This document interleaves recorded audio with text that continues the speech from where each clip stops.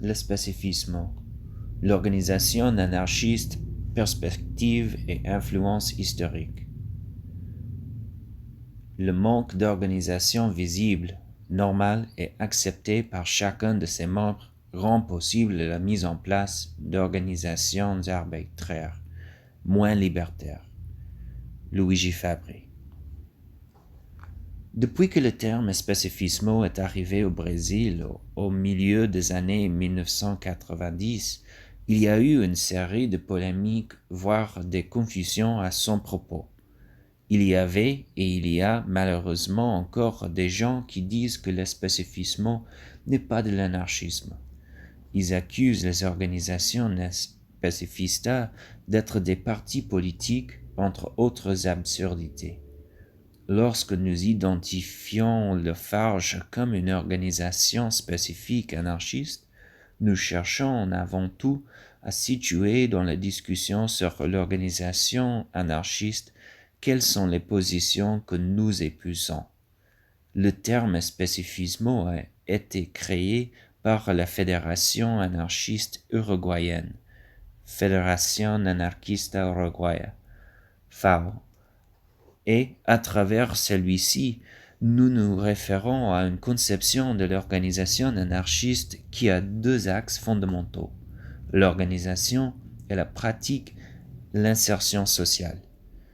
Ces deux axes sont basés sur les concepts classiques de l'activation différenciée de l'anarchisme sur les plans sociaux et politiques, concept bakuniniste, et de l'organisation spécifique anarchiste, concept malatestien. Par conséquent, le terme spécifismo, bien qu'ayant été récemment conçu, renvoie à des pratiques anarchistes organisationnelles qui ont existé depuis le XIXe siècle. En plus de ces deux axes, il y a une série d'autres questions d'organisation qui sont traitées dans le spécifismo et que nous cherchons à développer par la suite. Par conséquent, les deux principales références classiques de l'espécifismo sont Bakunin et Malatesta. Cela ne signifie pas que l'on fait abstraction d'autres théoriciens importants tels que Proudhon et Kropotkin. Nous avons utilisé un grand nombre de leurs références théoriques dans ce texte. Mais nous croyons que pour la discussion sur l'organisation anarchiste, Bakunin et Malatesta ont des propositions plus appropriées à notre travail.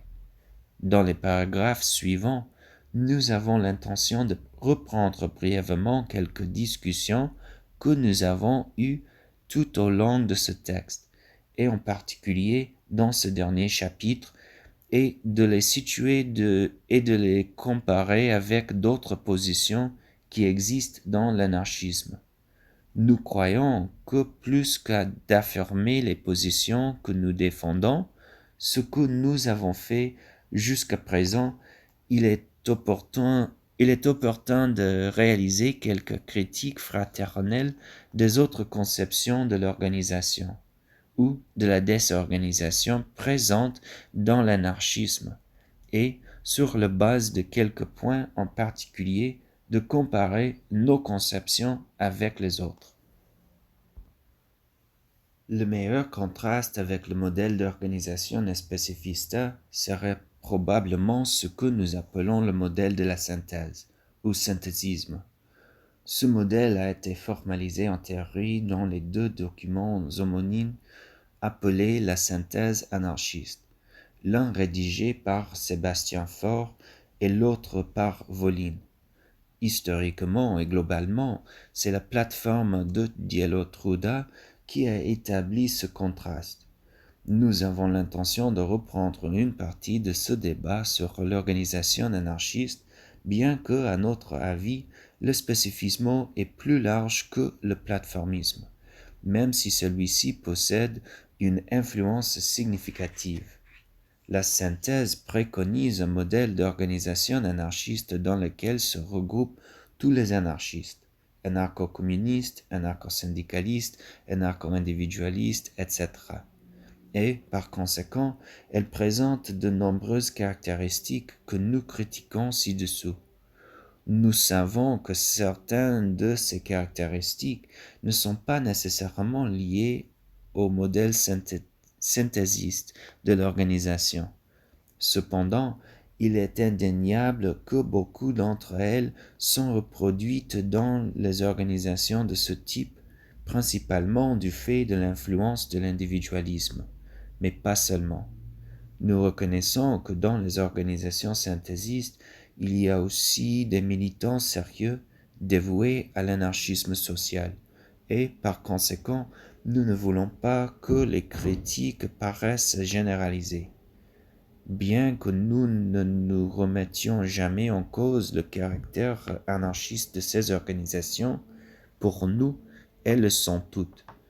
Elles ne correspondent pas, dans la plupart des cas, avec notre façon de concevoir l'organisation anarchiste.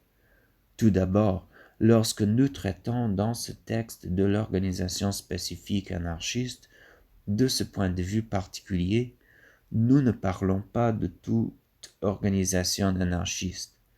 Il y a diverses organisations anarchistes qui ne sont pas spécifistes. Par conséquent, le spécifisme implique beaucoup plus que de préconiser l'organisation anarchiste. La première différence est dans la façon de comprendre l'anarchisme elle-même. Comme nous l'avons noté au début de ce texte, nous considérons l'anarchisme comme une idéologie, c'est-à-dire un ensemble d'idées, de motivations, d'aspirations, de valeurs, une structure ou une synthèse de concepts qui ont un lien direct avec l'action, ce que nous appelons la pratique politique. En l'occurrence, nous cherchons à différencier cette compréhension de l'anarchisme d'une autre purement abstraite et théorique, qui ne fait qu'encourager la libre pensée sans nécessairement concevoir un modèle de transformation sociale. L'anarchisme, pensé seulement à partir de ce modèle d'observation critique de la vie, offre une liberté esthétique et des possibilités infinies. Cependant, s'il est conçu de cette manière, il n'offre pas de réelle possibilité de transformation sociale, car il n'est pas mis en pratique dans l'action. Il n'a pas la pratique politique qui vise les objectifs finaux. Les spécifismes préconisent un anarchisme qui, en tant qu'idéologie, cherche à concevoir un modèle de fonctionnement qui transforme la société d'aujourd'hui en socialisme libertaire par le biais de la révolution sociale. Ce processus implique nécessairement l'organisation des classes exploitées dans une organisation populaire et exige le recours à la violence entendue d'abord comme une réponse à la violence du système actuel. D'autres courants anarchistes sont contre la violence et nous croyons que la transformation sociale ne peut avoir lieu par d'autres moyens. Pour nous, l'organisation est une question absolument centrale lorsqu'il s'agit de l'anarchisme. Sans elle, nous croyons qu'il est impossible de concevoir un projet politique sérieux qui a pour objectif d'arriver à la révolution sociale et au socialisme libertaire. Il y a des courants anarchistes qui soutiennent des positions anti-organisationnelles qui voient spontanéiste et croit que toute forme d'organisation est autoritaire, voire hostile à l'anarchisme. Pour ces courants, la formation d'un bureau pour coordonner une assemblée est autoritaire. Quoi qu'il en soit, pour ces anarchistes, la lutte doit avoir lieu spontanément. Les grains, s'ils viennent, doivent arriver spontanément. La convergence entre la lutte doit être spontanée et même le renversement du capitalisme et l'État, s'il avait lieu, serait le résultat d'une mobilisation spontanée. Peut-être que mène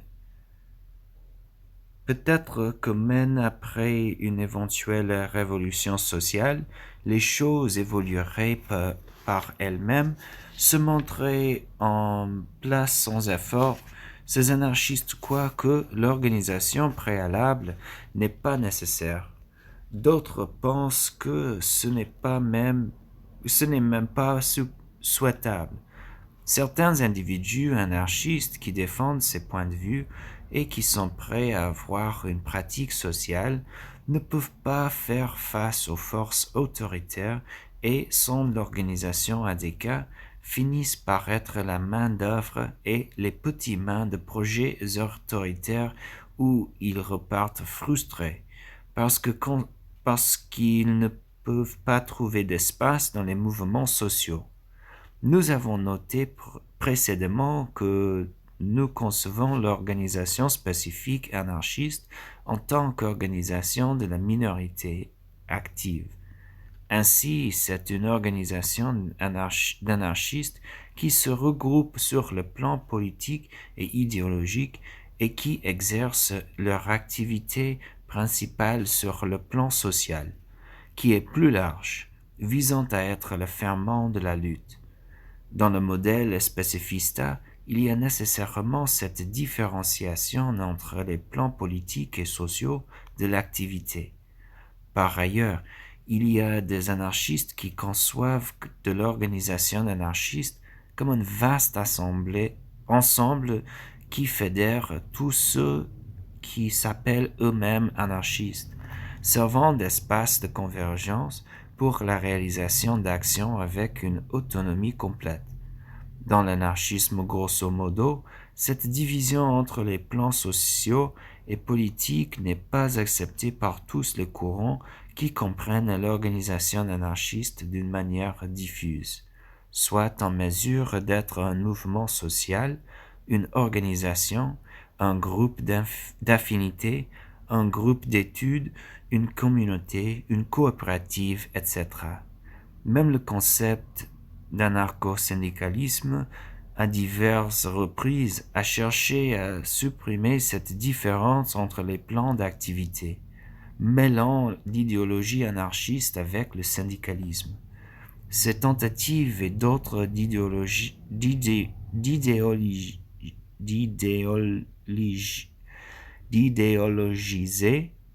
les mouvements sociaux dans notre conception affaiblissent autant les mouvements sociaux qui ne fonctionnent plus sur des questions concrètes telles que la terre, l'emploi, le logement, etc., que l'anarchisme lui-même, car il ne permet pas l'approfondissement des luttes idéologiques qui se produisent au sein du mouvement social.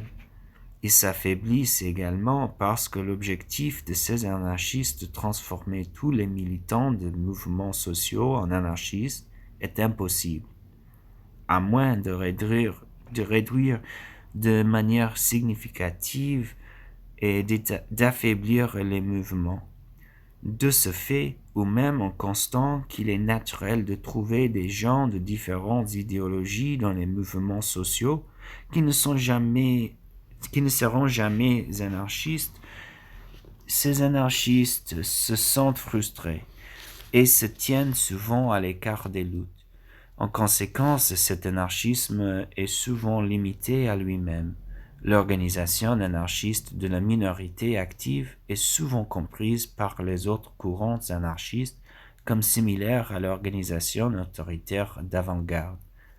Comme nous avons fait de sorte de le souligner, quand nous concevons cette séparation entre le plan social et politique, nous ne voulons pas dire par là que nous voulons être à la tête des mouvements sociaux, ni que le plan politique ait une relation de hiérarchie ou de domination par rapport au plan social. Il y a aussi une différence par rapport à l'espace privilégié pour la pratique de l'anarchisme. Nous, les spécifistas, croyons que cet espace est la lutte des classes, principalement parce que nous considérons que nous ne vivons pas seulement dans une société, mais dans une société de classe.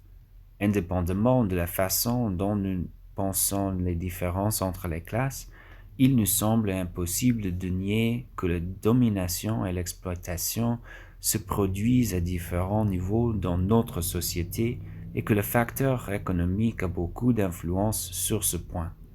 Pour nous, l'anarchisme est né parmi le peuple, et c'est là où il devrait être.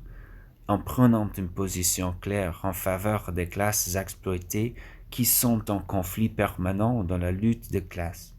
Par conséquent, lorsque nous parlons d'où semer les graines de l'anarchisme, pour nous, il est clair que cela doit être au sein de la lutte des classes, dans les espaces dans lesquels les contradictions du capitalisme sont les plus évidentes. Il y a des anarchistes qui ne supportent pas ce parti pris lutte de classe de l'anarchisme et ce qui est pire, il en y a qui l'accusent d'être assistentialiste ou de vouloir donner des excuses aux pauvres. Niant la lutte des classes, la plupart de ces anarchistes croient que, comme la définition classique des classes bourgeoises et prolétariennes ne prend pas en compte la société d'aujourd'hui, alors on pourrait dire que les classes n'existent pas ou que ce serait un concept anachronique. Nous sommes fondamentalement en désaccord avec ces positions et nous croyons que quelle que soit la façon dont nous définissons les classes, que nous mettions l'accent plus ou moins sur le caractère économique, etc., il est indéniable qu'il existe des contextes et des circonstances dans lesquels les gens souffrent davantage des effets du capitalisme. Et nous voulons que notre pratique ait lieu de manière prioritaire dans ces contextes et ces circonstances. Lorsque nous cherchons à appliquer l'anarchisme à la lutte des classes, nous mettons en avant ce que nous appelons la pratique sociale et que nous avons défini plutôt comme l'activité que l'organisation anarchiste réalise au sein de la lutte des classes, permettant à l'anarchisme d'interagir avec les classes exploitées. Comme nous l'avons dit aussi, pour nous, ce devrait être la principale activité de l'organisation spécifique anarchiste. Nous soutenons que par la pratique sociale, l'organisation anarchiste doit chercher l'insertion sociale, le processus d'influence des mouvements sociaux à travers la pratique anarchiste.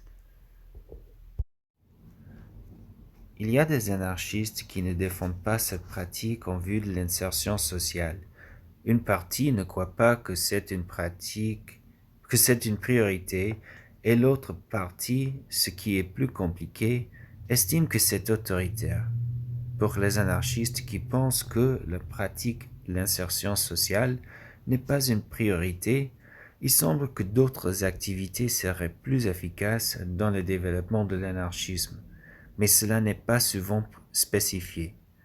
Par ailleurs, bien qu'il n'ait du moins en apparence pas de formulation stratégique, ce qui se passe dans la pratique, c'est que ces anarchistes cherchent à travailler à travers la propagande limitée fortement aux publications, aux événements et à la culture.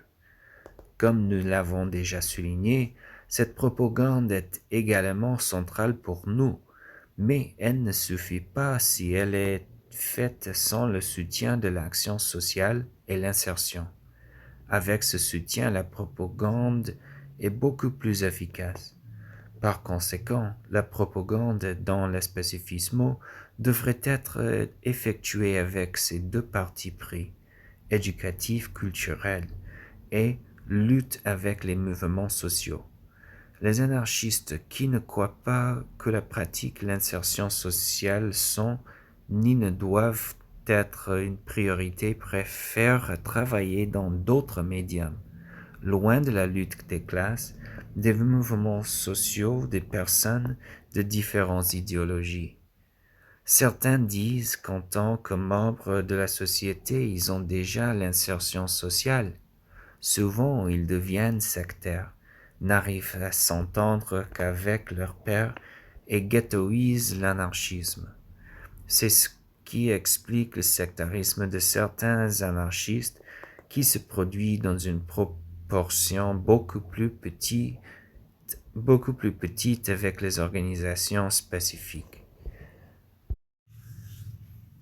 Beaucoup plus compliqué que la position ci-dessous est la position défendue par les anarchistes qui sont contre la pratique et l'insertion sociale.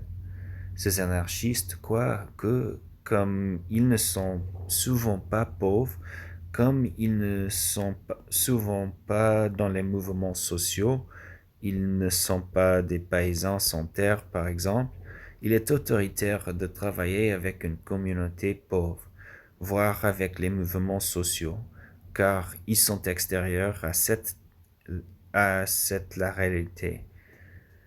Pour eux, il est autoritaire pour une personne qui a un endroit pour vivre de soutenir la lutte des sans-abri. Il est autoritaire de fréquenter un mouvement communautaire sans être de la communauté. Il est autoritaire de soutenir la lutte des collecteurs de déchets si on n'est pas l'un d'eux.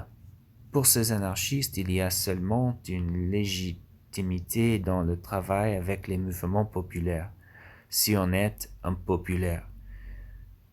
Et si on fait partie de la réalité du mouvement.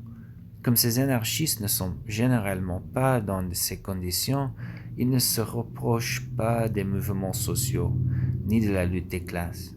Ils finissent par faire de leur anarchisme un mouvement en lui-même, qui se caractérise par être essentiellement composé de la classe moyenne et des intellectuels, en ne cherchant pas de contact avec les luttes sociales et populaires, en n'étant pas en contact avec des gens d'idéologies différentes. En effet, cet anarchisme de la classe moyenne et intellectuelle, lorsqu'il n'est pas en quête de pratique de l'insertion sociale, finit nécessairement de deux manières possibles.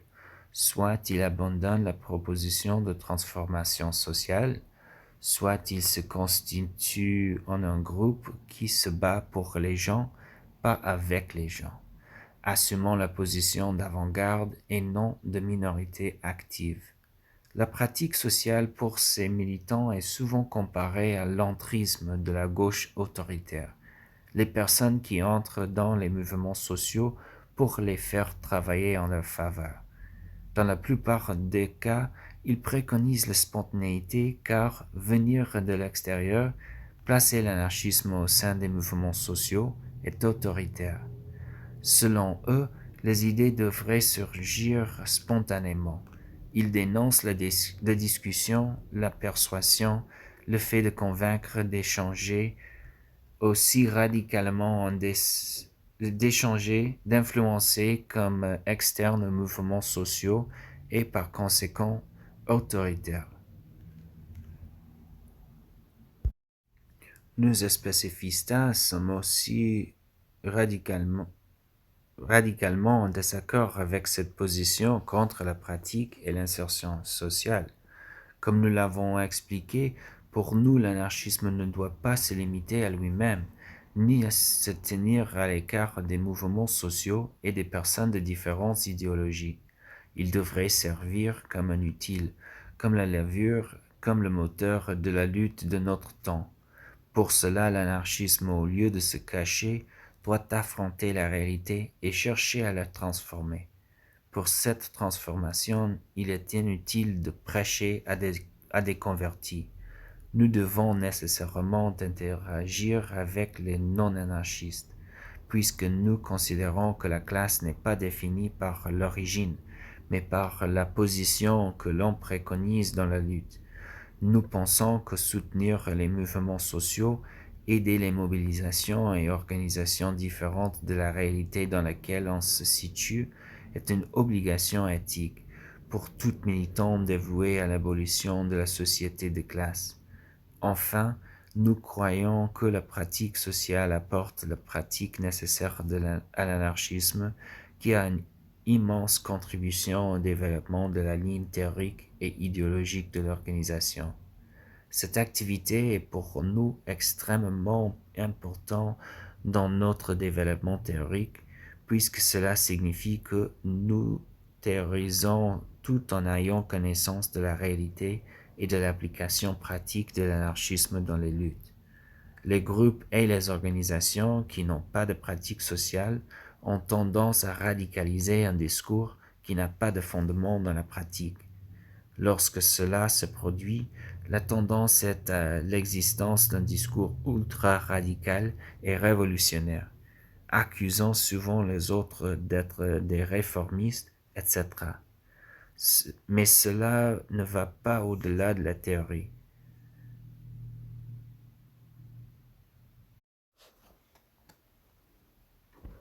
Comme nous l'avons vu dans le spécifisme, il y a une unité idéologique et théorique, un alignement en ce qui concerne les aspects théoriques et idéologiques de l'anarchisme. Cette ligne politique est construite collectivement et tout le monde dans l'organisation est obligé de le suivre, parce que nous considérons que l'anarchisme est quelque chose de très large, avec des positions très différentes, voire contradictoires. Il nous apparaît nécessaire que, entre toutes ces positions, il nous faille extraire une ligne idéologique et théorique à défendre et développer par l'organisation. Comme nous l'avons souligné, cette ligne doit nécessairement être liée à la pratique, puisque nous croyons que, pour théoriser de manière efficace, il est essentiel d'agir. Pour les anarchistes qui ne prônent pas cette unité, l'organisation anarchiste pourrait travailler avec différentes lignes idéologiques et théoriques. Chaque anarchiste ou groupe d'anarchistes peuvent avoir leur interprétation de l'anarchisme et leur propre théorie. C'est la raison de divers conflits et scissions au sein des organisations ayant cette conception. Comme il n'y a pas d'accord sur les questions initiales, les conflits sont fréquents. Certains pensent que les anarchistes doivent travailler avec les mouvements sociaux, alors que d'autres considèrent cela autoritaire et un truc marxiste. Certains pensent que la fonction de l'anarchisme est de développer l'ego des individus, alors que d'autres sont radicalement contre cela, et ainsi de suite. Pour nous, il n'y a pas moyen d'avoir une pratique efficace ou même constituer une organisation sans être d'accord sur certaines questions initiales. Dans les organisations qui ne travaillent pas avec cette unité idéologique et théorique, il n'y a pas de développement dans cette direction, car avec tant de problèmes sur les questions les plus simples, les plus complexes, n'en viennent même pas à être abordées. Bakunin avait raison quand il avait dit, citation, « Qui embrasse beaucoup se resserre peu ». Fin de citation. Il est important de comprendre que la division qui existe entre les anarchistes sur ce point est beaucoup plus profonde qu'on ne le croit, et qu'elle implique également un désaccord théorique inconciliable. Je dis cela pour répondre à mes bons amis qui, favorisant un accord d'à n'importe quel prix, affirment « Nous ne devrions pas créer des problèmes de méthode. » L'idée est identique et le but est le même. Restons donc unis sans être déchirés par un petit désaccord sur la tactique. J'ai au contraire compris depuis longtemps que nous sommes déchirés précisément parce que nous sommes très proches, parce que nous sommes artificiellement proches. Sous les vernis apparents de la communauté de 3 ou 4 idées, l'abolition de l'État, l'abolition de la propriété privée, la révolution, l'antiparlementarisme, il y a une énorme différence dans la conception de chacun de ces énoncés théoriques. La différence est si grande qu'elle nous empêche de prendre le même chemin sans que nous nous querellions et sans réciproquement neutraliser notre travail ou, si on voulait, rester en paix, en renonçant à ce que nous croyons être vrai. Je le répète, il n'y a pas seulement une différence de méthode, mais une grande différence d'idées. Outre l'unité idéologique et théorique, les spécifistes défendent l'unité stratégique et tactique. Agir avec stratégie, comme nous l'avons vu, consiste à réaliser une planification de toutes les actions concrètes réalisées par l'organisation, en cherchant à situer l'endroit où on est, où l'on veut aller et comment. L'anarchisme qui fonctionne avec l'unité stratégique et tactique fait de la planification et de sa transcription dans l'application pratique un pilier solide de l'organisation. Cela parce que nous croyons que le manque de stratégie disperse les efforts, ce qui rend vain beaucoup d'entre eux. Nous préconisons un modèle dans lequel une voie à suivre est collectivement discutée, et ensemble dans cette perspective, nous établissons des priorités et des responsabilités attribuées aux militants. Les priorités et les responsabilités signifient que tout le monde ne va pas être en mesure de faire ce qui lui passe par la tête quand il le veut. Chacun aura l'obligation envers l'organisation d'accomplir ce qu'il a entrepris et ce qui a été défini comme priorité. Il est évident que nous cherchons à concilier les activités que chacun aime faire avec les priorités fixées par l'organisation. Mais nous ne devons pas toujours ne faire que ce que nous aimons faire. Un modèle spécifiste implique que nous devons faire des choses que nous n'aimons pas beaucoup ou cesser de faire certaines choses que nous aimons beaucoup. Il s'agit de s'assurer que l'organisation procède avec stratégie, tout le monde faisant avancer le bateau dans la même direction. Nous critiquons avec insistance les organisations qui ne fonctionnent pas avec stratégie. Pour nous, il n'est pas possible de travailler dans une organisation dans laquelle chaque militant ou groupe fait ce qu'il juge le meilleur, ou tout simplement ce qu'il aime faire.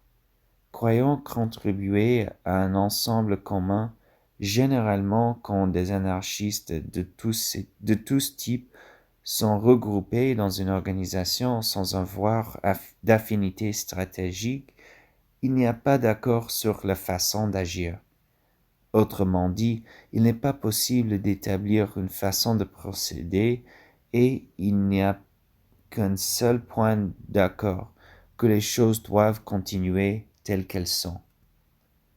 Comment concevez-vous une organisation dans laquelle vous cherchez à concilier un groupe qui croit qu'il devrait agir comme une organisation spécifique dans un mouvement social avec un groupe qui pense que la priorité devrait être l'interaction sociale entre amis, une thérapie de groupe ou même l'exaltation de l'individu, considérant la pratique dans les mouvements sociaux comme autoritaire ou même marxiste ou assistentialiste. Il y a deux façons de gérer ces différences. Soit vous discutez des problèmes et vivez entre les combats et le stress qui consomme une grande partie du temps, ou vous n'abordez tout simplement pas ces questions. La plupart des organisations de ce type optent pour la deuxième forme, afin d'établir un certain degré de coordination dans l'action, la coordination nécessaire. Je crois parmi les personnes qui tendent vers le même objectif, certaines conditions s'imposent, un certain nombre de règles qui relient chacun à tous, certains pactes et accords fréquemment révisés. Si tout cela manque, si chacun fonctionne comme cela leur plaît, les personnes les plus sérieuses vont se retrouver dans une situation où les efforts de certains seront neutralisés par ceux des autres. Cela se traduira par le discorde et non l'harmonie et la confiance sereine à laquelle nous tendons. L'unité idéologique, théorique et stratégique et l'unité tactique sont atteintes grâce au processus de prise de décision collective adopté par les organisations spécifiques, c'est-à-dire une tentative de consensus et, si cela n'est pas possible, le vote. La majorité est l'important, comme nous l'avons également souligné. Dans ce cas, l'ensemble de l'organisation adopte la décision majoritaire. De manière différente, il existe des organisations qui ne fonctionnent que par consensus, ce qui permet souvent à l'une ou l'autre personne d'avoir une influence exagérée sur un processus de prise de décision qui implique un nombre bien plus important de personnes. Recherchant le consensus à tout prix et ayant peur de la scission, ces organisations permettent à l'une ou l'autre personne d'avoir un poids disproportionné dans les décisions, dans le seul but de parvenir à un consensus. D'autres fois, elles passent des heures sur les discussions de peu d'importance seulement pour rechercher un consensus. Nous avons à l'esprit que le processus de prise de décision est un moyen et non une fin en soi.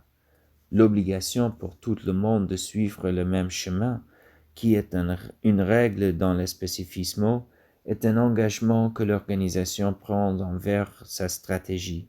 Parce que si à chaque fois qu'une décision prise déplaît à quelques militants, ceux-ci refusent de réaliser le travail, il sera impossible pour l'organisation d'avancer. Dans le cas du droit de vote, il est important de garder à l'esprit qu'à un moment donné, certains vont être majoritaires et travailleront sur la base de leurs propositions. À un autre moment, ils seront minoritaires et travailleront sur la proposition d'autres camarades. Avec cette forme de prise de décision, on donne plus d'importance aux délibérations collectives qu'au point de vue individuel. Il y a une différence même concernant les points centraux qui favorisent l'organisation spécifique, l'engagement, la responsabilité et l'autodiscipline des militants au sein de l'organisation. Dans le modèle spécifista, il y a un niveau élevé d'engagement militant. Ainsi, il est essentiel que les militants prennent des engagements devant l'organisation et les mettent en œuvre. L'engagement militant forge un lien entre le militant et l'organisation, qui est une relation mutuelle dans laquelle l'organisation est responsable du militant, de même que le militant est responsable de l'organisation. De même que l'organisation doit satisfaire le militant doit satisfaire l'organisation. Le manque d'engagement, de responsabilité et d'autodiscipline constitue un problème majeur dans de nombreux groupes anarchistes et organisations. Il est très fréquent pour les personnes de se réunir et de participer plus ou moins aux activités, ne faisant que ce qui les intéresse, participant aux décisions, prenant des engagements et ne les tenant pas, ou tout simplement ne prenant pas d'engagement. Il y a beaucoup d'organisations qui cautionnent ce manque d'engagement militant. Il est indéniable que, pour cette raison, il est cool de faire partie de ces organisations. Cependant, elles ne sont pas très efficaces d'un point de vue militant. Comme le militantisme pour nous est quelque chose de nécessaire dans la lutte pour une société libre et égalitaire, nous ne croyons pas que ce sera toujours cool. Si nous avions à choisir entre un modèle plus efficace de militantisme et un autre plus cool, nous aurions à opter pour l'efficacité. Pour le travail impliquant l'engagement militant, le spécifisme maintient une organisation avec des niveaux d'engagement. Comme nous l'avons expliqué, nous préconisons la logique des cercles concentriques dans lesquels tous les militants ont un espace bien défini dans l'organisation, un espace qui est déterminé par le niveau d'engagement que le militant veut assumer. Plus ils veulent s'engager, plus ils seront à l'intérieur de l'organisation, et plus grand sera leur pouvoir délibérant. Par conséquent, en tant au plan politique qu'au plan social, il y a des critères d'entrée bien définis. Depuis les instances de soutien ou les groupements de tendance jusqu'à l'organisation spécifique anarchiste, seuls les militants ayant une affinité idéologique avec l'organisation sont adhérents à l'organisation spécifique anarchiste. Contrairement au modèle spécifista, il y a d'autres organisations où le seul critère pour l'adhésion des militants est qu'ils se définissent comme des anarchistes. Quelle que soit leur conception de l'anarchisme, certaines personnes participent un peu à l'organisation, d'autres sont plus engagées, certaines assument davantage de responsabilités que d'autres et tous ont le même pouvoir de délibération. Par conséquent, beaucoup délibèrent sur des activités qu'ils ne vont pas réaliser, c'est-à-dire qu'ils déterminent ce que les autres vont faire. Quand une organisation permet à quelqu'un de délibérer sur quelque chose et de ne pas assumer de responsabilité, ou qu'on assume de responsabilités et ne les tienne pas, elle laisse la place à un autoritarisme de ceux qui délibèrent et mettent le travail sur le dos d'autres camarades. Enfin, dans cet autre modèle, chacun s'implique de la manière qu'il perçoit le meilleur, apparaissant quand il pense qu'il devrait, et il a peu d'accent mis sur la question de l'engagement militant. Beaucoup, quand ils sont interrogés, s'affirment eux-mêmes victimes de l'autoritarisme. Comme nous l'avons expliqué, pour nous, ce modèle d'organisation, en plus de surcharger le militant les plus responsables, finit par rendre possible l'écart consistant à ce que des personnes délibèrent et ne travaillent pas dans la même proportion. Par conséquent, nous ne voulons pas être ce grand parapluie qui couvre tous les types d'anarchistes. Ces indéfinitions, au sens large, groupent en apparence plus d'anarchistes dans l'organisation. Cependant, nous croyons que nous ne devrions pas opter pour le critère de la quantité, mais de la qualité des militants. Il ne fait aucun doute que si nous évitons de bien préciser notre vrai caractère, le nombre de nos adhérents pourrait devenir plus grand. Il est évident d'autre part que si nous proclamons haut et fort nos principes, le nombre de nos adhérents sera moindre, mais au moins ils seront des adhérents sérieux sur lesquels nous pouvons compter. Une différence pertinente se produit également autour de la question de l'individualisme anarchiste. Le spécifisme signifie un rejet total et absolu de l'individualisme anarchiste. Pour cette raison, il diffère des autres organisations qui sont prêtes à travailler avec les individualistes. Pour nous, il existe deux types d'individualistes dans l'anarchisme. Un type qui était plus fréquent dans le passé, de gens qui préfèrent travailler seuls, mais qui ont à l'esprit le même projet que nous. Chez ces personnes, nous devons critiquer que le fait que, étant désorganisés, ils ne peuvent pas potentialiser les résultats de leurs pratiques. Un autre type, aujourd'hui plus visible, renonce au projet socialiste. Sur la base de la critique anarchiste de l'État, ils ont peu de critique du capitalisme et aucune activité dans le sens de transformer la réalité sociale dans laquelle nous vivons. En se plaçant dans l'état de simples observateurs critiques de la société, ils construisent un anarchisme de penseurs secondaires et de références, tout simplement autour de la critique. Ils n'ont pas de projet de société, encore moins une action cohérente qui pointe vers cette nouvelle société. On peut se demander, que reste-t-il alors pour nous de l'individualisme anarchiste ? le déni de la lutte le déni de la lutte des classes, le refus du principe d'une organisation anarchiste dont le but est la société libre des travailleurs égaux, et plus encore le charlatanisme incitant les travailleurs mécontents de leur existence à recourir à des solutions individuelles, qui s'offrent soi-disant à eux en tant qu'individus libérés.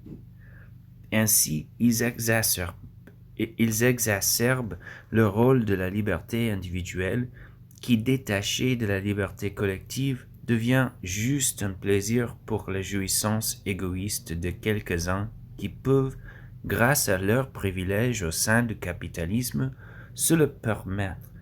En réalité, la liberté individuelle ne peut exister que dans la liberté collective, car l'esclavage des autres limite la liberté de chacun, et la pleine liberté individuelle ne peut être réalisée qu'au moment où, collectivement, nous sommes tous libres. Nous sommes d'accord avec Bakounine quand il dit « Je ne peux me considérer et me sentir libre qu'en présence et en relation avec d'autres âmes.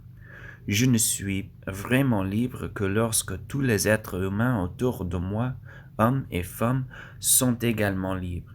La liberté de l'autre, loin d'être une limitation ou la négation de ma liberté, en est au contraire la condition nécessaire et la confirmation.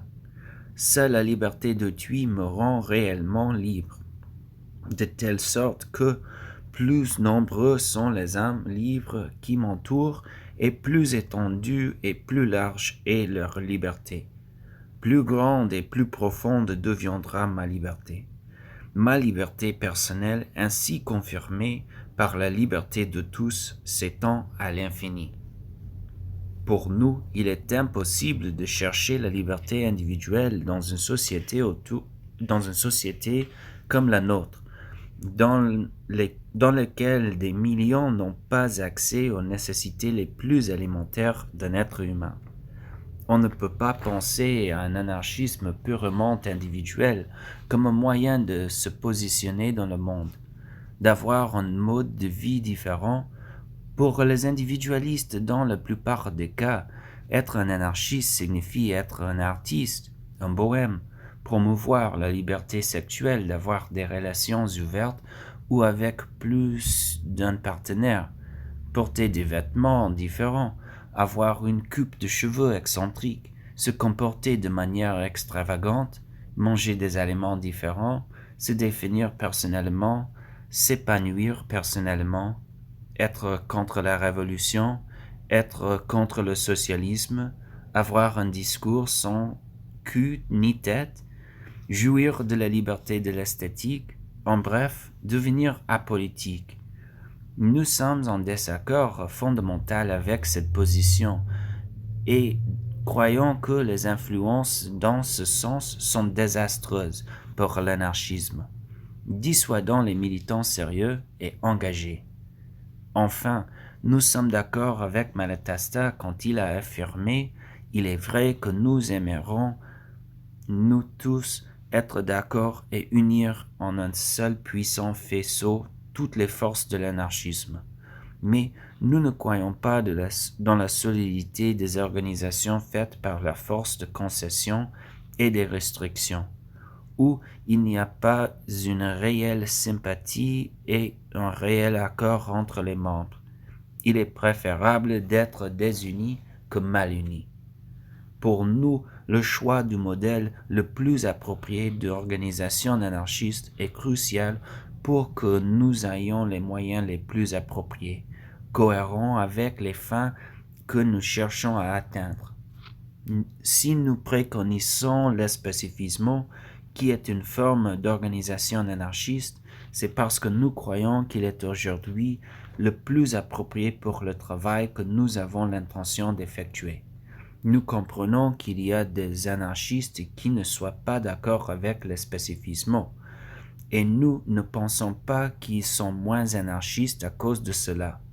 Nous ne réclamons que le respect de notre choix de même que nous respectons ceux qui ont fait d'autres choix. Nous passons maintenant brièvement à la perspective et aux influences historiques de l'espécifisme. Comme nous l'avons vu, le terme spécifisme a été développé par le FAO et n'est arrivé au Brésil qu'à la fin du XXe siècle. Néanmoins, ce terme, plus que de créer une nouvelle conception de l'organisation anarchiste, a cherché à regrouper une série de conceptions organisationnelles anarchistes déjà existantes, qui ont pris forme à partir du XIXe siècle. Le spécifisme de la FAO affirme l'influence de Bakounine et Malatesta, de la lutte de classe, de l'anarcho-syndicalisme, de l'anarchisme expropriateur, tout cela dans un contexte latino-américain. Nous allons tenter d'expliquer dans les paragraphes suivants, à partir de notre propre conception, la façon dont nous comprenons l'expérience historique de l'espécifisme, les principales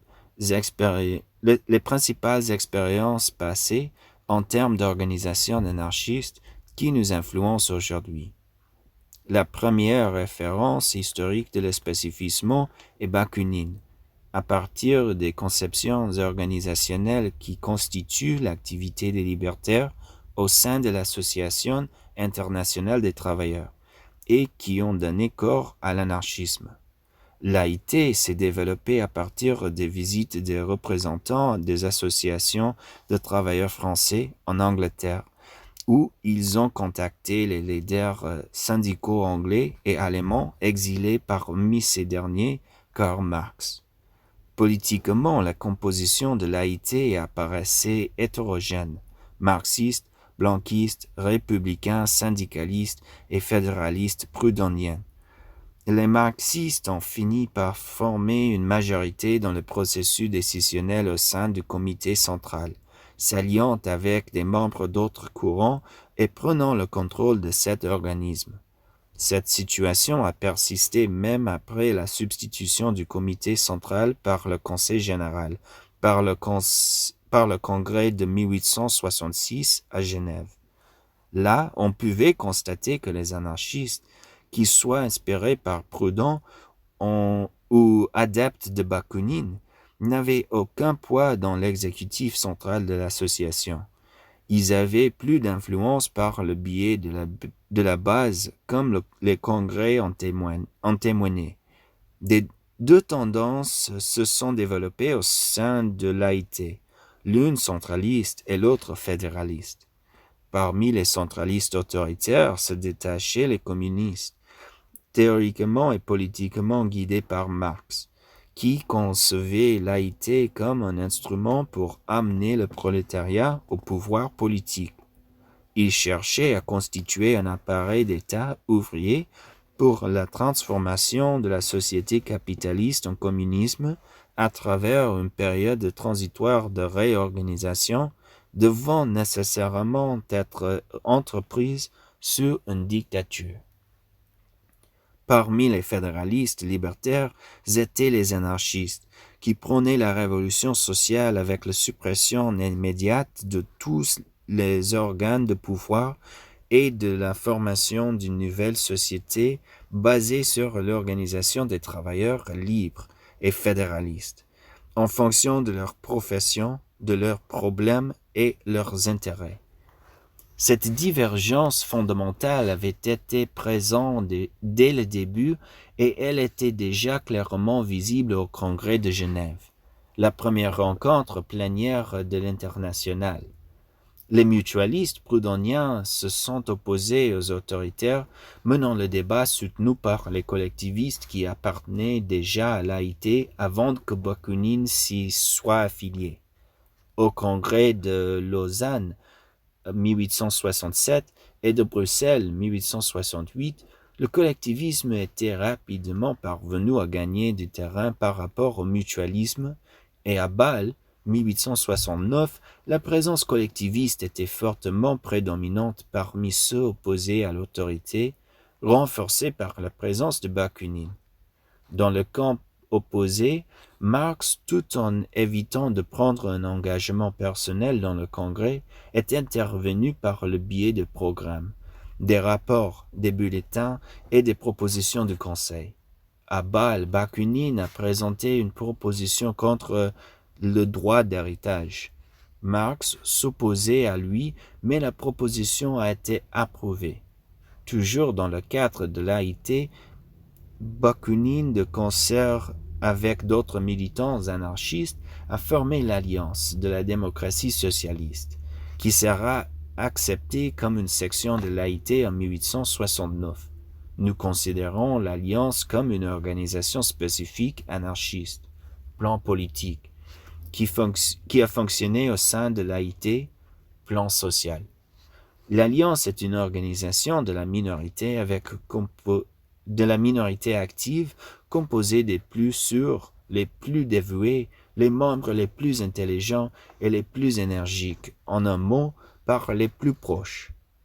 Elle a été formée pour agir secrètement afin de répondre aux questions que l'on ne pouvait pas aborder publiquement et agir comme un catalyseur dans le mouvement ouvrier. L'Alliance définissait la relation entre les plans sociaux et politiques. L'Alliance est le complément nécessaire de l'Internationale. Mais l'Internationale et l'Alliance, tout en tendant vers le même objectif final, poursuivent des objectifs différents en même temps. L'une a comme mission d'unir les masses laborieuses des millions de travailleurs à travers les différences des peuples et des pays, à travers les frontières de tous les États, en un seul cours immense et compact. L'autre, l'Alliance, a pour mission de donner aux masses une orientation véritablement révolutionnaire. Les programmes de l'un et l'autre, sans être opposés du tout, sont différents par le degré de leur développement respectif. Celui de l'Internationale, si nous le prenons au sérieux, porte aussi en germe, mais seulement en germe, la totalité du programme de l'Alliance. Le programme de l'Alliance est l'explication ultime du programme de l'Internationale. La pratique de l'Alliance au sein de l'AIT a amené les tendances autoritaires à chercher à isoler et discréditer la pratique des libertaires. Après le congrès de Bâle, les attaques contre les groupes collectivistes se sont intensifiées. En 1870, Marx a adressé 2 communications privées du Conseil général aux sections de l'AIT, avec de sévères critiques des positions bakuninistes. Avec cela, il a préparé le climat de la conférence de Londres de l'année suivante, au cours de laquelle le groupe marxiste a tenté d'imposer la doctrine de la conquête du pouvoir d'État, et du congrès de la Haye de 1872. Dans cette plénière, il a demandé l'expulsion de Bakounine de l'AIT, qu'il a obtenue. En 1874, l'Internationale était morte. La deuxième référence historique de l'espécifisme est Malatesta, un militant qui est venu se joindre à l'alliance bakuniniste et qui était un représentant du courant organisationaliste du communisme anarchiste. Succédant à la tradition collectiviste de l'anarchisme du temps de Bakounine, qui préconise dans la société future la distribution à chacun selon son travail, est né le courant anarchiste communiste, qui a depuis lors préconisé la distribution à chacun selon leurs besoins. Malatesta s'est distingué par la défense, au sein de ce courant, de positions contre l'évolutionnisme et le scientisme présents dans une grande partie du mouvement socialiste. Pour Malatesta, l'avenir ne serait pas nécessairement déterminé et ne pourrait être modifié que par la volonté, par une intervention volontariste dans les événements afin de fournir la transformation sociale souhaitée. Critique virulent de l'individualisme, Malatesta a préconisé un anarchisme complètement basé sur l'organisation, un anarchisme que nous pourrions appeler organisationaliste. et qui, comme l'anarchisme de Bakounine, a réaffirmé un rôle distinct au plan social et politique. Au plan politique, Malatesta a développé sa conception de l'organisation spécifique anarchiste, qu'il a appelé le Parti anarchiste. Par parti anarchiste, nous comprenons tous ceux qui veulent contribuer à la réalisation de l'anarchie et qui, par conséquent, ont besoin de se fixer un objectif à atteindre et un chemin à parcourir pour cela. Toute cette organisation devait agir dans ce qui était nommé mouvement de masse à l'époque et les influencer autant que possible. Et les syndicats étaient le terrain préféré, choisi pour l'activité anarchiste. Malatesta clairement soulignait les différences entre le plan politique de l'anarchisme et le plan social, l'espace d'insertion qui était constitué à l'époque par le syndicalisme. À mon avis, le mouvement ouvrier n'est qu'un moyen, bien qu'il n'y ait pas de doute que ce soit le meilleur moyen dont nous disposons. Mais je refuse d'accepter ce moyen comme une fin. Les syndicalistes, d'autre part, ont une certaine tendance à transformer les moyens en fins et à prendre les partis pour le tout.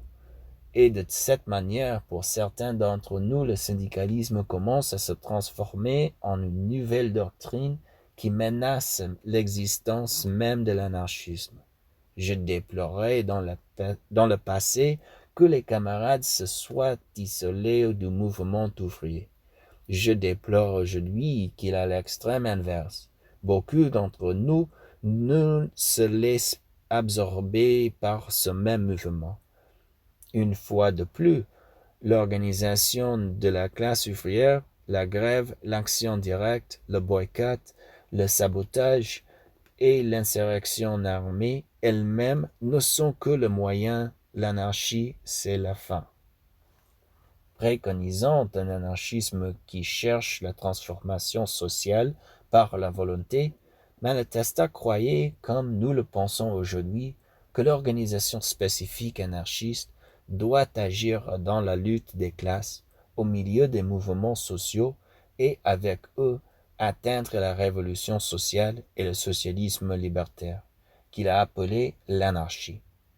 Pour cela, Malatesta a cherché à créer deux organisations spécifiques anarchistes, le Parti socialiste révolutionnaire anarchiste italien et l'Union anarchiste italien, ainsi que des organisations qui ont agi sur le plan social, comme l'Union syndicale italienne, l'Alliance du travail et les syndicats en Argentine. Les positions de Malatesta ont été largement diffusées par Luigi Fabbri, un autre anarchiste communiste italien, qui a également apporté une contribution significative à l'spécifismo. Une expérience importante pour l'spécifismo dans notre conception a été aussi celle du magonisme dans la phase du radical du Parti libéral mexicain, PLM. Ricardo Flores Magón, son militant le plus actif, a rejoint le PLM en 1901, qui avait été fondé un an plus tôt. Pendant la dictature de Porfirio Díaz, le PLM, comme la revue Régénération, étaient les adversaires principaux du régime. Dès la seconde moitié des années 1900, le PLM s'est radicalisé, tenant un discours plus combatif et créant une tension interne au sein du parti qui a abouti à l'éviction des éléments les moins radicaux. Le PLM ne participe pas aux élections et servit seulement d'espace pour l'articulation politique et horizontale des révolutionnaires libertaires de l'époque, sans les objectifs de la prise de l'État et de l'établissement d'une dictature, pour mettre un terme au gouvernement Díaz, établir le communisme libertaire par la suite. Le PLM est devenu clandestin et a organisé plus de 40 groupes de résistance armée à travers le Mexique et a également eu des membres indigènes connus pour leur lutte pour les droits les droits de communauté et contre la propriété capitaliste. Après la radicalisation, Francisco Madero affirma son désaccord avec l'idée que les moyens pacifiques de chasser Diaz du pouvoir seraient épuisés. La fraude électorale de 1910, dirigée par Diaz, initia l'explosion de la révolution mexicaine. Avec l'arrestation de Madero, son adversaire lors des élections réussit à se faire réélire. Exilé à San Antonio et Texas, Madero élabora le plan de San Luis, appelant à un soulèvement armé tout en déclarant nulles les élections de 1910, rejetant l'élection de Diaz et s'instituant lui-même en tant que président provisoire. De nombreux rebelles répondirent à l'appel révolutionnaire, parmi eux Emiliano Zapata, qui joua un rôle important dans l'organisation des populations autochtones de la région de Morelos, et Pancho Villa, un ancien voleur de bétail et voleur de banque, reconnu depuis longtemps par les hommes de la Darongo et des régions de Chihuahua. Ils étaient unis dans un front anti-réélectionniste qui a donné à chaque groupe un degré relatif d'autonomie et d'indépendance. En 1911, au cœur de la Révolution, et avec le soutien du syndicat des International Workers of the World d'Amérique du Nord, de IWW, les anarchistes, avec Magon à leur tête, occupèrent la région de Baja California en prenant des villes importantes comme Mexicali. À la fin de janvier, ils constituaient la République socialiste de Basse-Californie, la première république socialiste au monde. Les magonistes remportèrent également des victoires dans des villes comme Nuevo León, Chihuahua, Sonora, Guadalupe et Casas Grandes, des espaces qui furent perdus après les répressions occasionnées par le gouvernement Madero. Les révoltes organisées par Zapata à Morelos et le plan Ayala jouèrent le rôle d'instrument de la lutte des paysans pour la révolution, toujours inspiré par le slogan Terre et liberté, lancé pour la première fois par Praxedis Guerrero et diffusé par les magonistes. L'invitation faite à Magon par Zapata d'installer Régénération dans l'état de Morelos fut le fruit de cette relation importante entre zapatistes et magonistes. Après cela, le Mexique s'enfonça dans une période de guerre civile et essaya d'établir une convention à la fin de l'année 1914. Les événements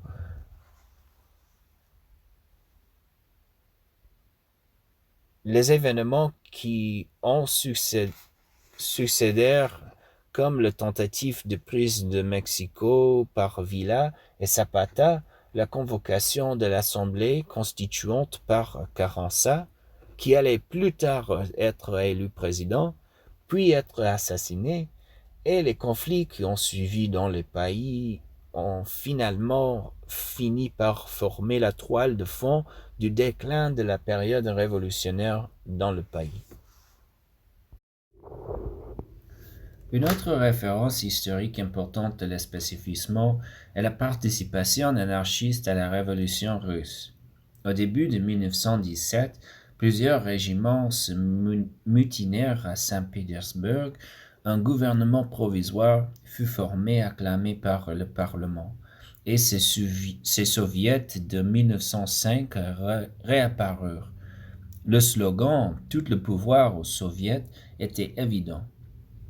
Sur le terrain, dans le sud de l'Ukraine, les paysans de Goulaï-Polé, un village qui, depuis la révolution 1905, avait une forte organisation anarchiste, fondèrent l'Union des paysans qui décida de se battre pour la révolution sociale indépendamment du gouvernement.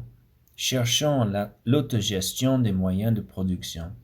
À Petrograd, le courant anarchiste fit valoir le contrôle ouvrier dans les usines et les marins de Kronstadt portaient des drapeaux rouges et noirs, marchèrent sur la ville avec l'objectif d'instituer une république soviétique et autogérée. En octobre, les soldats anarchistes et bolcheviques agissant de concert furent en mesure de prendre le palais d'hiver, puis se creusa un fossé entre les éléments révolutionnaires autoritaires et libertaires. Les premiers avaient pour objectif de saisir l'appareil d'État et de s'orienter vers la dictature du parti bolchevique, dirigé par un comité central tout-puissant. Les seconds pour le communisme libertaire et autogéré sous la forme de conseils et de soviets d'ouvriers, paysans et du peuple en armes. Progressivement, les bolcheviks commencèrent à nier, supprimer, empêcher et enfin interdire la diffusion des idées libertaires et la pratique. Dès 1918, les bolcheviks se positionnèrent contre le contrôle ouvrier des usines, encouragèrent la discipline aveugle des travailleurs envers le parti et consolidèrent progressivement l'interdiction de l'opposition du parti. Ils militarisèrent le travail, expulsèrent les dirigeants élus des soviets, contraignirent ceux-ci, les soviets, à se soumettre au pouvoir central du parti et interdire les grèves. Dans la lutte contre l'armée blanche, l'armée insurrectionnelle de Makhno en Ukraine s'est alliée avec les bolcheviks plus d'une fois. Après avoir défait la menace blanche, l'armée makhnoviste a été attaquée et persécutée par l'armée rouge, forçant les suivants de se réfugier dans d'autres pays. C'était la fin du processus de socialisation autogérée en Ukraine, réprimé par les bolcheviks au profit de formes étatiques et totalitaires d'organisation et de contrôle social pour le compte d'une nouvelle classe dirigeante. Les marins de Kronstadt, qui exigeaient que les délégués des soviets soient de nouveau désignés par des élections, la liberté pour les anarchistes et les autres groupes de gauche, que les syndicats et les organisations paysannes s'unissent de nouveau, la libération de prisonniers politiques, l'abolition des agents politiques et la même nourriture pour tous ont été tués par les bolcheviks. Si cette révolution prolétarienne et libertaire a été usurpée et dominée par les bolcheviks, dès leur saisie de l'appareil d'État, les anarchistes ont également péché par omission sur les questions de l'organisation. Cette réflexion a été officialisée quelques années plus tard par des immigrants russes qui étaient en Europe dans un document appelé la Plateforme organisationnelle des communistes libertaires.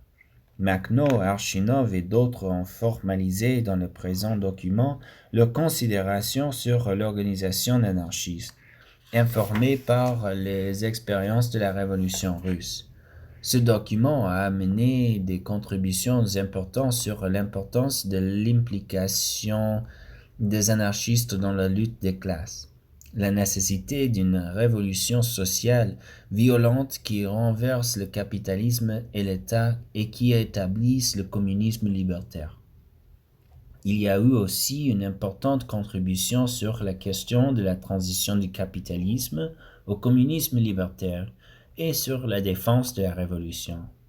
La plateforme préconise une organisation anarchiste au plan politique qui agit au sein des mouvements sociaux au plan social et souligne le rôle de minorité active de l'organisation anarchiste.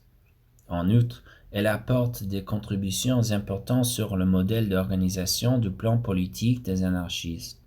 Pour ces raisons, elle est un document important et une influence considérable sur le spécifisme. Cependant, nous ne croyons pas que le spécifisme est la même chose que le plateformisme. Comme nous avons essayé de le montrer tout au long de ce texte, Pour nous, le spécifisme est beaucoup plus large que le plateformisme et trouve son fondement théorique dans les conceptions organisationnelles de Bakounine et Malatesta.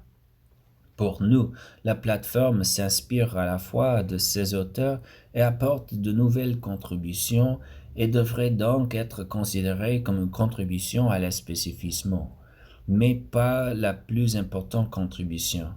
Un autre facteur à prendre en compte est que la plateforme a été écrite à partir d'une expérience d'action armée des anarchistes au sein d'un processus révolutionnaire et ne doit pas être détachée de ce contexte. Nous considérons que cette forme d'organisation telle qu'elle est exprimée dans la plateforme ne doit pas être appliquée dans tous ses détails dans les situations non révolutionnaires. Elle est plus une contribution à la discussion de l'action armée anarchiste qu'un document pour discuter de l'organisation anarchiste dans tous les différents contextes.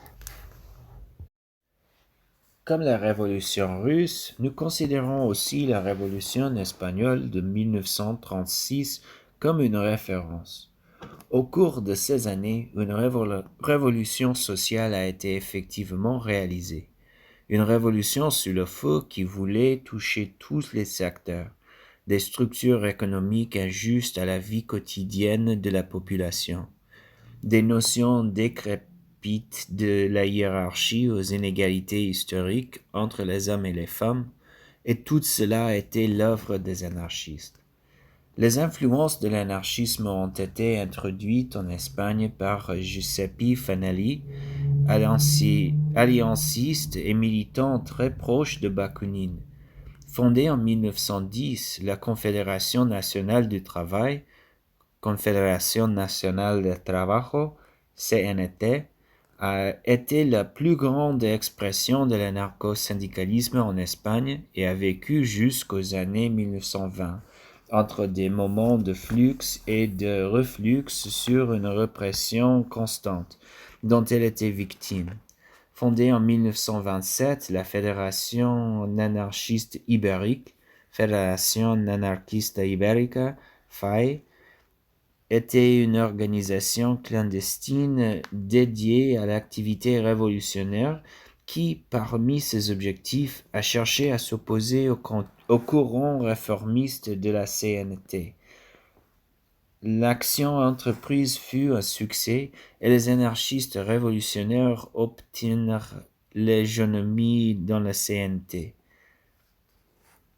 En 1936, le Front populaire, regroupant les partis de gauche, fut en mesure de gagner les élections. Les anarchistes et la CNT finirent par soutenir de manière tactique le Front parce que cela signifierait la libération de camarades emprisonnés. Avec l'approbation de la CNT, la victoire du Front populaire fut rendue possible. Cependant, les fascistes n'acceptèrent pas la défaite. Le 18 juillet 1936, le coup d'État du mouvement phalangiste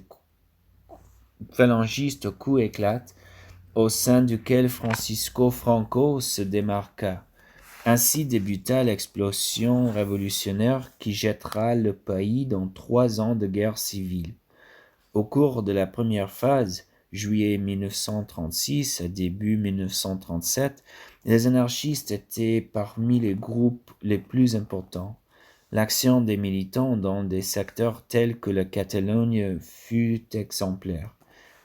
Les structures républicaines furent transformées en organisations populaires dans un processus intense et fructueux de collectivisation.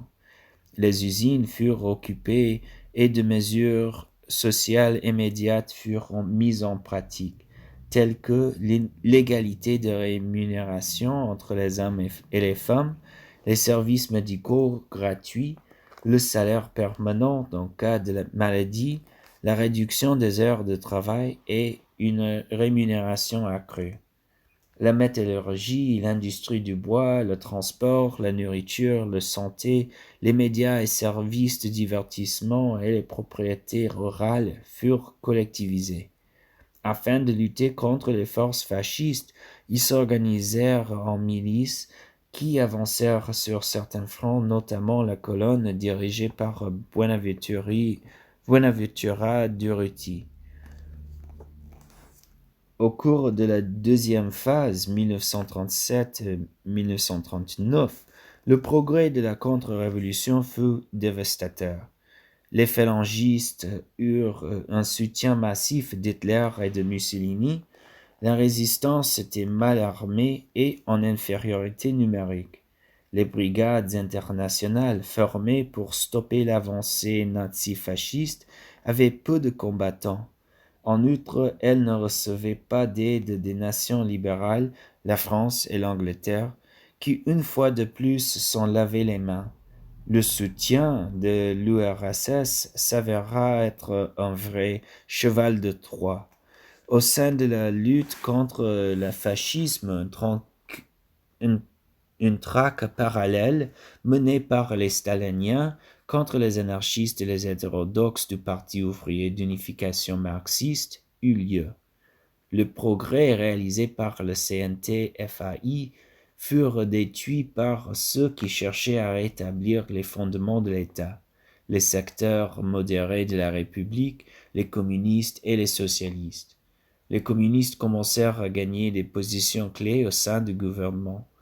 Les anarchistes durent céder une fois de plus à des circonstances défavorables. Certains membres de la CNT finirent par participer au gouvernement. Au Brésil, nous pouvons dire que, puisque le courant spécifista n'était en fait pas réalisé pleinement, nos références idéologiques se rapportent à certaines initiatives du passé et d'autres que nous pensons représentatives du même courant dans le pays au cours de l'histoire plus récente. Nous considérons que dès les premières années du XXe siècle, des anarchistes liés à l'organisationnalisme, en particulier des principes malatestiens, luttèrent pour organiser un certain nombre de camarades en vue de former une organisation avec des stratégies communes et des tactiques basées sur des accords tactiques et une compréhension de groupe claire. Ce sont eux qui furent responsables de la tenue du premier congrès des travailleurs du Brésil en 1906 et des initiatives les plus stupéfiantes de l'anarchisme national.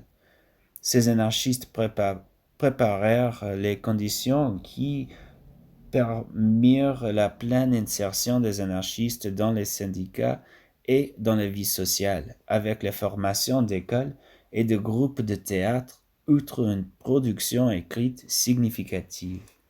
Ce fut également, dans une large mesure, le courant organisationnaliste qui aida le cas échéant à la préparation de l'insurrection anarchiste de 1918, à la création de l'Alliance anarchiste de Rio de Janeiro, à la formation du Parti communiste brésilien à caractère libertaire et des événements qui distinguèrent les anarchistes des bolcheviks dans les années 20. Dans cette première phase, les noms de Neno Vasco, José Oiticias, Domingos Passos, Juan Pérez Busas, Astroildo Pereira, jusqu'en 1920, et Fabiolus se démarquèrent plus tard après que l'anarchisme social ait été assommé pendant près de 2 décennies. Une partie de la tradition organisationnaliste refit surface dans la revue Diretta Action directe. Puis avec le coup d'État militaire de 1964, nous perdîmes de nouveau principales forces dans ce champ, représentées par M. Ideal Pérez et les étudiants du mouvement des étudiants libertaires, Movimiento Libertario Estudiantil, MEL. Enfin, une autre influence latine sur le spécifisme que nous préconisons est la Fédération anarchiste uruguayenne, Fédération anarquista uruguaya, FAO, créée en 1956 sous l'influence de la lutte des classes et des anarcho-syndicalistes. des modèles d'organisation de Bakounine et Malatesta et de l'anarchisme expropriateur de la région de Platte River. Cherchant à développer un anarchisme qui se confronte aux problèmes latino-américains, la FAO a, depuis sa création, développé des pratiques sur différents fronts. Elle a participé aux activités syndicales de la Convention nationale des travailleurs, qui a eu un modèle non bureaucratique avec une démocratie interne et des tendances lutte de classe. Des associations d'action directe ont été établies au sein de ce qui était dénommé la tendance combative. Suite à son illégalisation en 1967, la FAO entra dans la clandestinité. Même au cours de cette période de clandestinité, avec beaucoup de répression et d'arrestation de militants, la FAO réussit à maintenir son activité syndicale dans la CNT, dans les mouvements étudiants et dans la lutte contre le collaborationnisme du Parti communiste. Elle a diffusé sa publication Cartas de la FAO, Lettres de la FAO. En 1968, la résistance ouvrière et étudiante fut fondée, un cadre d'organisation de masse qui adopta une stratégie de confrontation, avec des occupations d'usines, avec la préparation des étudiants et avec la participation des syndicalistes lors de manifestations estudiantines. À la fin des années 1960, parallèlement à l'organisation de masse, la FAO développa l'organisation de son bras armé, l'Organisation populaire révolutionnaire 33, Organisation Popular Revolucionaria 33, OPR 33, qui réalisa une série d'actions de sabotage, d'expropriation économique, d'enlèvement de politiciens et de patrons particulièrement détestés par le peuple, le soutien armé aux grèves et l'occupation de locaux, etc. La FAO abandonna le fauquisme comme paradigme de la lutte armée, évitant la militarisation tout en ayant une insurrection sociale dans la population d'un mois. Dans la population. Avec la dictature de 1973, la FAO orienta ses efforts vers une grève générale qui paralysa le pays pendant près d'un mois. Elle effectua le travail clandestin et eut plusieurs militants arrêtés, torturés et tués. Avec l'ouverture politique, elle se réorganisa et développa son travail sur le modèle spécifista que nous préconisons aujourd'hui, avec 3 fronts d'insertion syndicale, étudiants et communautaire de quartier. En bref, notre conception des références historiques de l'espécifisme n'est pas dogmatique. Nous avons des idées générales qui commencent par les idées de Bakounine et des alliancistes de l'AIT, qui passent par les conceptions de Malatesta et ses expériences pratiques au plan social et politique, ainsi que les expériences de Magon et du PLM dans la Révolution mexicaine. Nous sommes aussi influencés par les expériences des anarchistes dans la Révolution russe, en mettant l'accent sur les makhnovistes en Ukraine et les réflexions organisationnelles développées par les Russes en exil, ainsi que les expériences des anarchistes dans la Révolution espagnole autour de la CNT-FAI. Au Brésil, nous sommes influencés par l'anarchisme organisationnaliste, mettant en évidence les expériences de l'Alliance anarchiste de Rio de Janeiro de 1918 et du Parti communiste libertaire de 1919. Enfin, nous sommes influencés par le FAO, à la fois dans sa lutte contre la dictature comme dans son activité dans les fronts avec les syndicats, la communauté et les mouvements d'étudiants. Cet ensemble de conceptions et d'expériences contribue aujourd'hui à notre conception de l'espécifisme. Actuellement, l'espécifisme est préconisé par diverses organisations latino-américaines et développé dans la pratique, même si ce n'est pas sous ce nom dans d'autres parties du monde.